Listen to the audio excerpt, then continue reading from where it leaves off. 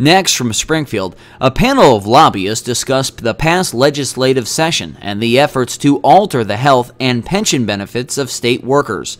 We also hear why they say the constitutional amendment on the fall ballot could make it easier for the state to cut employee benefits.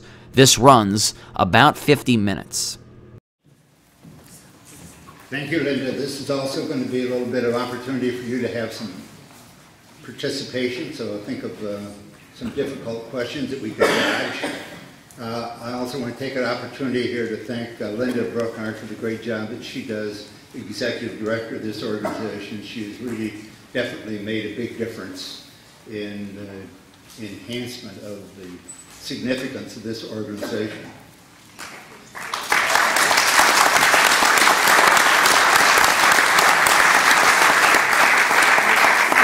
And class is dismissed. I want to say that I want to point out to everyone that we're all lobbyists and none of us have ever been indicted. We're going to try to keep it that way as much as possible. We'll come back next year and we'll see. Like I say, this will be some certain amount of participation. I'll try to get things started.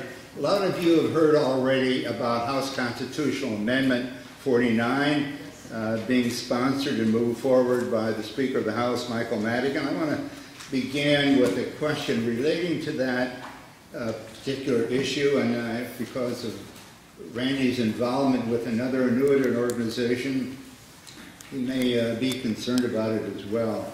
So the question is, if this constitutional amendment is approved by the voters on November 6, 1912, what can the members of this organization expect in terms of legislation that will follow? I assume none of it will be good legislation. It will all be adverse, but proceed. Randy? Thank you, Dick. House Joint Resolution Constitutional Amendment 49 is one of the proposals that the legislature passed, which in turn will be placed on the November 6th ballot. Unlike a regular piece of legislation, it doesn't go to the governor for veto or signing into law. This is a proposal that the people voting at the next general election will determine. And throughout its life in the General Assembly this spring, oh, by the way, it also had to be passed prior to May 6th. And the Constitution says that in order to have a constitutional amendment on the ballot at that next election, it has to be finalized 6 months before. And many times the other way of getting a proposal on the ballot for a constitutional amendment is you can pass around petitions. You may recall that Governor Quinn, way back in the late 70s, early 80s, did that with the cutback amendment, the cutback of that size of the House of Representatives. Anyway, specifically to HJR CA 49, this proposal, and you read 3/4 of the proposal, says any time after the effective date of this law, assuming it passes by the voters, at the state or any lower level of government, in order for there to be a pension increase, it takes a 3/5 majority vote of the body bestowing that pension increase for the recipient, assuming, of course, it'd be the workers. That's not the part that we're concerned about. Well, we are concerned about it. But the very last paragraph of this constitutional amendment says, nothing in this section shall prevent the passage or adoption of any law, ordinance, resolution, rule, policy, or practice that further restricts the ability to provide a benefit increase, a moment increase, or beneficial determination, as those terms are used in this section. Now, when Dick and I discussed this, because the whole thrust of this proposal is, in order to increase the benefit, the body has to provide a 3/5 vote, okay? This last section suggests to us that if this thing passes and it becomes effective January 9th, the next General Assembly will have the statutory ability to restrict, further restrict benefits. So what does that mean for COLA, which of course we're arguing under the constitutional, okay? So this is kind of a backdoor way in which the legislature would in turn be able to modify and restrict additional benefits. Okay, that's our concern. I think that's a very significant point that was not brought out when this legislation was being debated and passed. Modify and restrict additional benefits or modify and restrict existing? Can you repeat the question then? The question was modify and restrict existing or additional. And it says, I'll quote, "Nothing in this section shall prevent the passage or adoption of any law, ordinance, resolution, rule, policy, or practice that further restricts the ability to provide." There's a fine line, and certainly it's open for legal interpretation, but this is something that as we get closer to the November election and various organizations get involved in the promotion or the suggestion of disallowing this constitutional amendment, we need to make sure that we understand that implication. Good, very good point. Okay? Dick? We will come back to this issue, folks. We're going to I call it the COLA campaign. Okay? Get everybody's attention. Something we don't like. It takes a lot of people to vote no on November 6th when that constitutional ballot. You will see that question asked of you. Now, in terms of questions, I get questions from a lot of people. The legislature adjourned about 10:30 the evening of May 31st. Interestingly enough, they just passed a pension bill in the Senate by the bare basis, 30 yes votes, dealt mostly with judges and General Assembly members. So I wander over to the House thinking that that will come up for a vote to concur. The House concurring in the vote was taken by the Senate just a few minutes earlier, still before midnight. And I got there, and there's Speaker Madigan giving basically the message that we're about ready to adjourn, and everybody's done a wonderful job. And see you during the veto session, and the House was adjourned. So they never got to this particular bill. It tells us something about what's going on between the House and the Senate. There is really an interesting relationship then pursued by both Senator Cullerton and Speaker Madigan. Be that as it may, the legislature is scheduled to come back on the veto session for 3 days in November, starting the 27th, and 3 days in December. I get asked questions. Maybe these gentlemen have been asked the same question. They can respond. How about, is the Senate and the House going to come back this summer? Who wants to take it? Michael? Thank you, Dick. To ascertain whether they will come back in June, July, August, September, you have to back up a little bit and ask, to do what? To do what? If they are going to attempt to do some type of a pension bill, if they come back in the month of June and they want it to have an immediate effective date, it takes for an extraordinary majority in each chamber. They can pass it with a simple majority in each chamber, and the effective date becomes July 1, 2013. Or they can wait till January 2nd, come to Springfield, have an immediate effective date with a simple majority. So what are they going to do?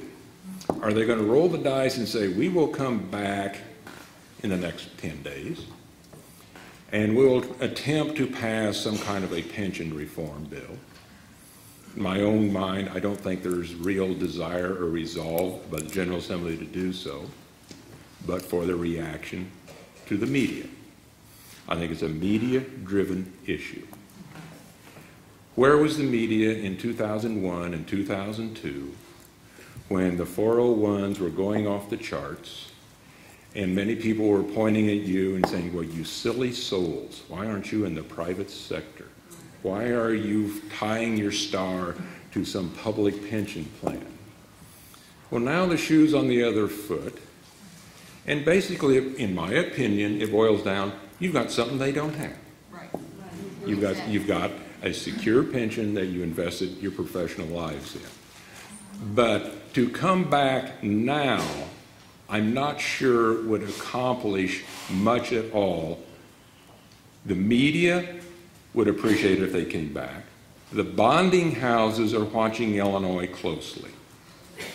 I made a bunch of copies and gave them to Linda, and I think she distributed them. They're scattered around to the Pew Report. And that came out yesterday. If you will notice, Illinois, unfortunately, leads the pack. And the bonding houses are not going to lay off the need for Illinois to address the bonding requirements. You know, they'll hit us again with another couple of double downgrades. There's a new player this year, the mayor of Chicago. They're looking at significant downgrades also. But whether or not they come back, you know, in the month of June, I don't see them doing so. Two mechanisms for special session. The governor on his own can call a special session. The Speaker of the House and the Senate President acting jointly can also call a special session. Interesting little quirk here is if the governor calls a special session, for the days that they return to Springfield, they get a per diem. If the Senate President and the Speaker of the House call a special session, they don't get a per diem. You want to bet the circumstances by which they will come back for a special session? There is no limitation also on the number of special sessions. A special session is limited to a specific topic. But you can have multiple special sessions, each with its own topic, running concurrently. We will now convene special session number 1, pensions, adjourned. We will now convene special session number 2 to address budget, or 3, or 4, or 5, or 6. We did this several years in a row during the Blagojevich administration. We had 4 and 5 special sessions running on concurrently. I mean, you needed a program to see who was on first. So, but this is, you know, what is going to be evolving, you know, in my opinion, you know, whether or not they do so. Apparently in the last couple of days, some of the financial reports that the governor has requested from school districts, because the big issue on pensions is not only, you know, SURS, my son of which is a participant in that program, but also TRS.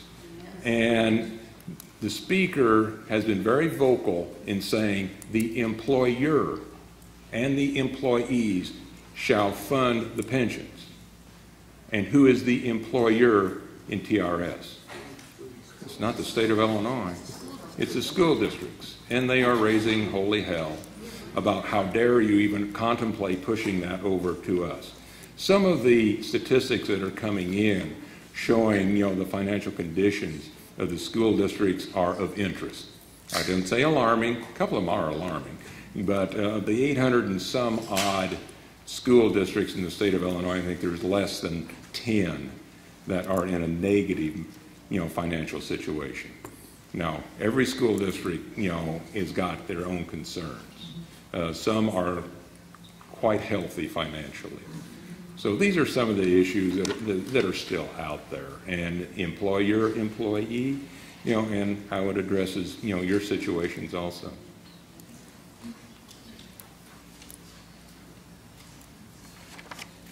just out of, for the heck of it this morning, I got a note from the board of directors from the White Star Line. Think now, White Star Line. Due to the inept performance of previous staff, the Olympic will not sail, and no refund will be given to those who have purchased tickets. White Star Line owned the Titanic. And the inept performance caused the Titanic to go down.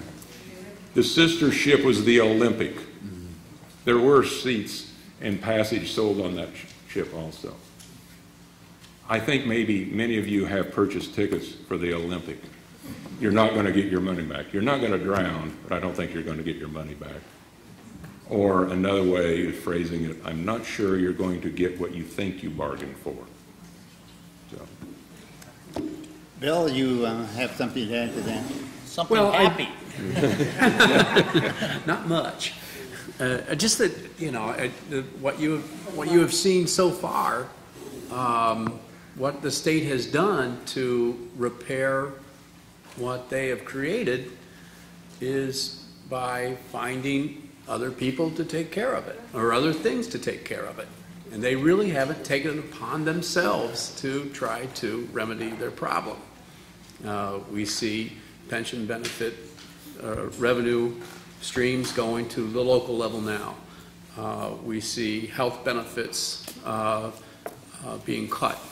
And all these things don't derive from the state.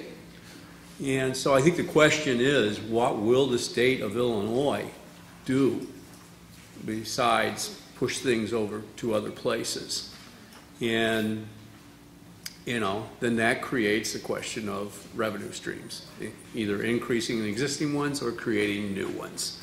And the problem that we have is that the state of Illinois is already at an income tax level that is the highest in the country.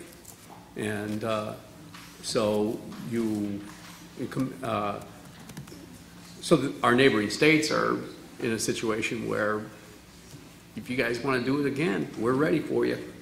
So that's the problem that the state has. And whether you're looking at a service tax increase a service tax that we don't have, or a property tax increase, there is going to be a lot of taxpayers in the state of Illinois who are going to say enough is enough. And that will lead into another issue later on in our discussions, Election Day. Thank you. And let me now shift to the voting. Who gets to vote on some of these things? The legislature, as I say, come back on the 27th of November. The election was the 6th of November. So we have people in the House and Senate who have, number one, decided they don't want to be legislators anymore and were not candidates this year. Of course, we had new districts, and some of them found themselves in a predominant minority relationship with their political party, so they're not running anymore. There's a few that were defeated in the primary election back in March. There will be a few more who will be defeated for re-election on the 6th of November. So we have a substantial number. Randy's going to give us that number. We used to call these people lame ducks. Now the word lame is no longer considered correct. The new word is disabled. We also don't like the word duck. People are ducking out, ducking votes, ducking responsibility. So we've changed that word to poultry. So instead of lame ducks, we have disabled poultry. Randy, tell us a little about some of those people.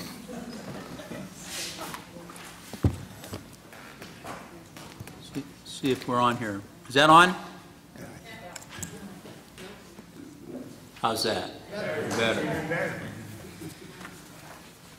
According to our bean counters back in my office, as of today, there are 20 Senate races where there's no incumbent.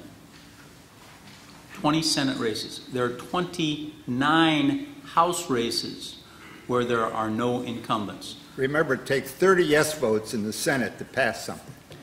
So you have 49 people today in districts, now these are the new districts, of course, in the Senate or House, where there's no incumbent. So we know right now that we'll have 49 new faces after the November 6th election. Then you have to. But they won't be serving until. They won't be serving January. until the second week in January, starting the next General Assembly.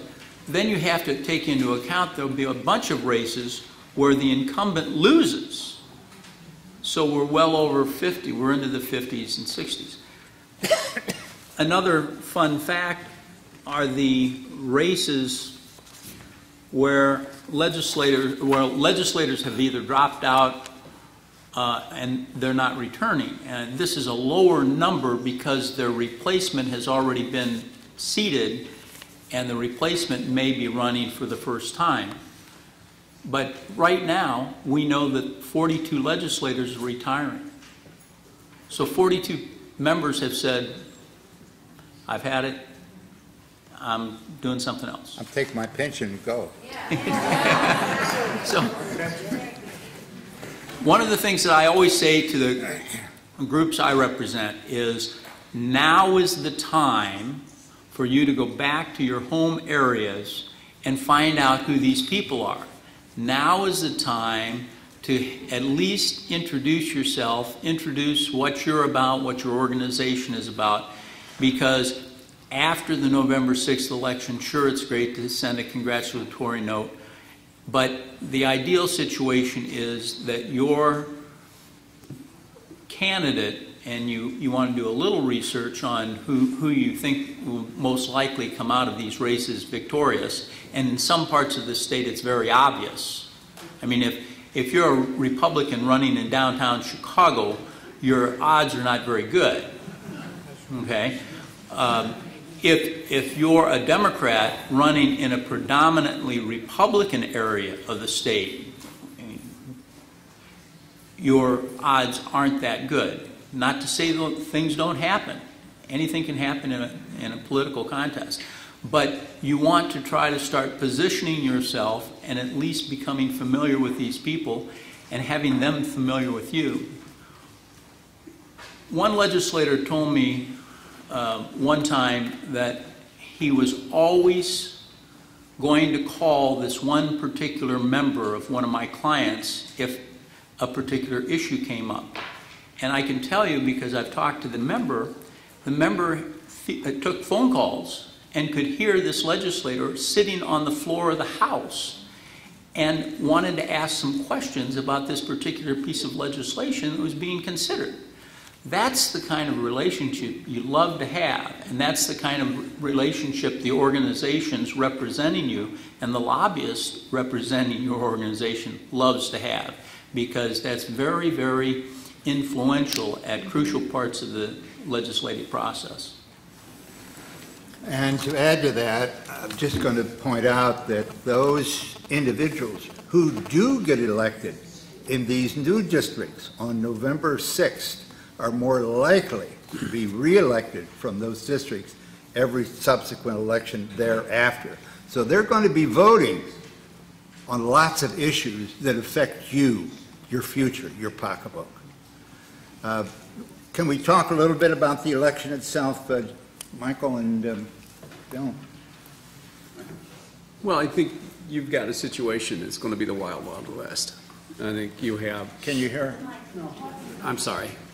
I think you have a situation in Illinois where it's going to be like the Wild Wild West, like Randy pointed out, with all these non-incumbent races. It's the amount of money that it's going to take. You're looking at $500,000 in a House race, $1 million in a state Senate race for for a job that pays in the $50,000 and $60,000 range. So it is just going to be something where you will see funding levels as never before. And you know, so there will be a tendency, there is going to be more centralized power than before, and there is already a lot, because the only people who can raise these kinds of funds are your leaders. These independent candidates can't just raise that kind of money on their own. So I think you have that kind of situation that has been started 20, 30 years ago and is really building up to a crescendo. But I really think that overall there's going to be a throw the bums out mentality. So when you combine the 49 races with incumbents that are losing, I mean, you're looking at a 40 percentile change in the General Assembly in 1 year. And what happens with first-term legislators is that they become targets. And it's very hard for them to vote yes on tough issues. So it's going to be after January and the new General Assembly comes in, yes, you'll have a lot of new faces, but no, it won't be easy for them to vote on the tough issues because they're in their first term and they've already focused on getting reelected. Want to add anything, Michael? The election that takes place, in my opinion, and I will qualify that, this is my opinion, I do not believe we will see a shift in the political leadership in either chamber. I believe the Senate Democrats will control the Senate and the House Democrats will control the House. The margins might vary a little bit. They might narrow down a little bit. You can start in Cairo and work your way, to the north and say, okay, in Brandon Phelps' district, up or down, yes or no. Brandon's safe. Okay, his state senator, Gary Forby, new district, they've given him part of eastern part of Carbondale. It's more predominant Democrat, so Gary ought to be okay in that race. And you can work your way through each and every race. Dale Ryder could go on vacation today and come back the day after the election and he'll still be a state senator. There are some swing districts out there. The margins might change a little bit. In my opinion, though, the gavel's not going to change hands. And that will not be necessarily deemed as a total embracing, of the policies of the two leaders. But if you are a member of the House Democrats and you won, I would fully expect a phone call on Wednesday morning from Mike Madigan congratulating you on your victory. And oh, by the way, while I have you on the phone, I will be standing for re-election as Speaker of the House. Will you support me? I mean, that's the way it will occur, in my opinion. It'll be interesting 2 years from now. Will Governor Quinn stand for re-election? And the posturing is already taking place. There are Democrats who feel that he has bruised himself with AFSCME. If you look at the election results of last year, he carried 3 counties. Alexander, all 14,000 of them. That's Cairo. Alexander's got an interesting situation. They've got more on the voting rolls than there are population in the county. But that's a small matter. They've never cleaned up the voting roll. St. Clair County and then Cook County. There are many who feel that Pat Quinn will not run for governor again. So there's going to be lots of posturing in that respect. On the House, not the House, but on the Republican side, there are people who are already announcing, I am running for governor in the Republican ticket in 2014. Kirk Dillard's one of them. Who are some of the others? I don't have a big enough piece of paper. But there's going to be a lot of posturing in that next session, and the legislation is going to reflect it. Because somebody's going to introduce this piece of legislation, and, yes, there's merit to it, but it also sells to the public in an election. So, jaded, coarse, yeah. So, Dick? Let me just add on to that in terms of the timing. The election, as we know, is the 6th of November. The 98th General Assembly then commences on the 9th of January 2013. Those people who will be sitting over in the Capitol building being sworn in, they're all going to be thinking about their next election. They have to start working on it almost that very same day that they sit down and get sworn in. Because if the primary in 2014 is at the same time as it was in 2012, it would be in March. That means they have to get the petition, their nominating petition signed in the fall of 2013 to file with the State Board of Elections by the deadline, which maybe is around November, December. I'm not quite sure the date when the final time is to file their petitions for the primary in March of 2014. And what do you know who gets elected in 2014? Of course, the entire House, third of the Senate, and the governor, and all of the statewide officers, and I believe a United States Senator as well. So 2013 is going to be an intensive, like every year in Illinois politics, is going to be an intensive year. So especially the freshman legislators that Randy referred to, they're sitting there in their first term. They're going to be very sensitive about the issues they're voting on and where are they with their constituents. And they're going to be, especially the new ones, they don't have a lot of experience with the issues themselves. They haven't gotten acquainted with their staff people. There's 2 staff persons, Democrat staff person, Republican, in every committee of the House and Senate.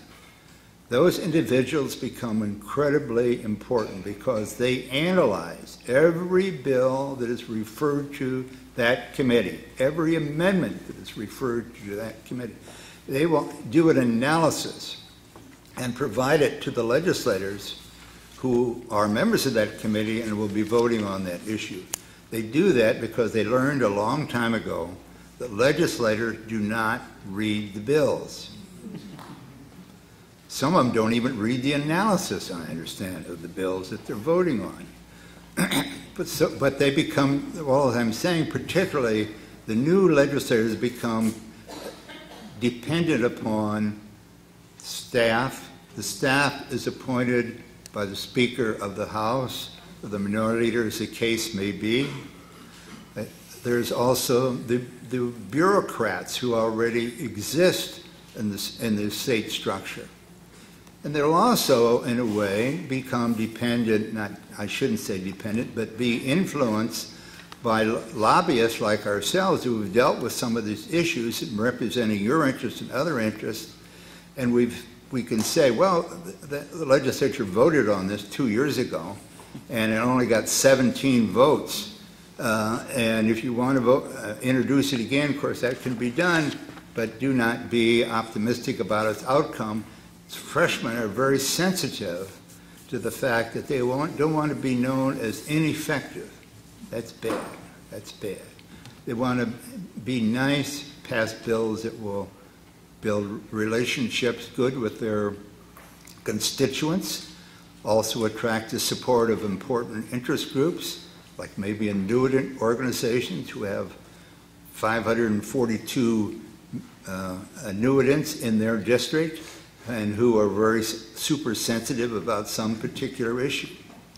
All I'm getting at is basically this is a complicated process, but you play an essential role in it. We're only us folks up here are only the instruments and who know the ins and outs of the process. That's true. And we tread very carefully and try to explain the process to anybody. That's the worst part of my job, as a matter of fact, is trying to tell people back home what happened in Springfield this week. So that's why communications between our office and you and your local chapters is incredibly important. Timing is important. There are deadlines. There's a deadline to get bills out of committee. There's a deadline to get bills out of the House of Origin. There's deadlines for the bills that cross over from one chamber to the other chamber. There's a deadline for concurrences. All those have to be complied with. And so it's a complicated, and it requires, of course, you're all holding advanced degrees, so that should be not a problem. You're multitask, right? Hold all these things, but you have to remember to act promptly. Time is a problem. You cannot also, there's two problems that we have with organizations here in Springfield: complacency and time. There's too much of one and not enough of the other. And that becomes more and more apparent. What I have learned, and I've been here 53 years, I started when I was 12. To expect the worst and to plan accordingly. That is really sense in every sense of the word, because that's what happens over there. Bad bills, bad amendments are introduced almost every day. Actions are taken in committees that are presumably maybe detrimental. We may hear about them and try to do something about it. Somebody may get up on the floor and rant, like Representative Boss did a couple of weeks ago, although he was ranting at the process, although he knows the process very well, of course. But maybe we've given you a kind of an overview of the legislative process, the issues relating to the election. Certainly, I hope everybody will retain and do something about House Constitutional Amendment 49, otherwise known as the COLA campaign. And now I will entertain some nice questions. Yes, sir, and the man in the front row. Given all the wounded poultry this fall, disabled, sorry, you got to get it right. Poultry, I'm sorry. That's a very important word. Is there any chance that the leadership will have less power and therefore some things might happen? I doubt it. Does anybody else want to respond to that question? You everybody hear the question? Will the leadership have less power this year because there's so many new arrivals? Might have more because they've been providing funding for some of those. I mean during the veto session. Oh, during the veto session. Andy wants to respond to that. Nobody wants to respond. Another question. Generally speaking, legislators many times who are lame ducks will vote their conscience on the way out the door. That's my point. And so that is a possibility. The other side of that is, of course, that during the veto session, the leadership has maybe considerable amount of control over those things that do come to a vote. And the Speaker has developed elaborate rules to restrict the governor in his exercise of the gubernatorial and mandatory power. My gentleman on the right, I want to add anything to the discourse here? You're doing real good. You're doing real good. I hope I'm not telling you something you haven't heard before. Oh, we got a question back there. First of all, I wanted to thank Dick Lockhart for this memo on June 5 on the Amendment 49, which is one of the most concise and well-written memos that I think my colleagues and I have seen. But I think that there's a misimpression that this only relates to future benefits or an enhancement of benefits. And after checking with legal colleagues, this last phrase, or quote-unquote, or beneficial determination, I think puts everything on the table, past, present, and future. I think my colleagues agree on that particular point. And so I just wanted to raise a couple of red flags here to make sure people aren't sitting back saying, well, this is only for future enhancements of benefits. And the other point is, as you correctly pointed out, this is very cleverly worded. It's at the very end of a 1,000-word amendment. It's drafted by a law firm, not by the Legislative Research Bureau. Right. This is a real slick amendment, which I think is designed, and I think my colleagues would agree, is designed to put everything on the table. So the first thing I did when I walked in here, I put on the no sticker on Amendment 49, and just wanted to. Well, thank you very much for your valuable comments. There's a question for this lady.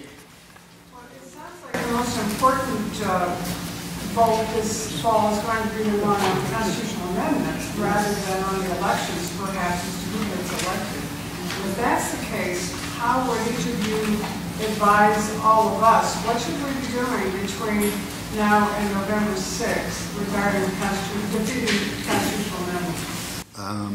We are in the process of providing some campaign materials that we'll need to do. We hope to be participant in some coalitions that will be trying to generate support and interest from the public. It is a massive undertaking. I went back and checked 4 years ago the vote at the last presidential election. 5.5 million voters basically turned out in Illinois for a presidential election. Now, the test for the adoption of a constitutional amendment is this. There's one of two tests, only takes one of them to make it happen. Either a majority of the total votes cast have to be for it, or 3/5 of those who will be voting on the issue itself.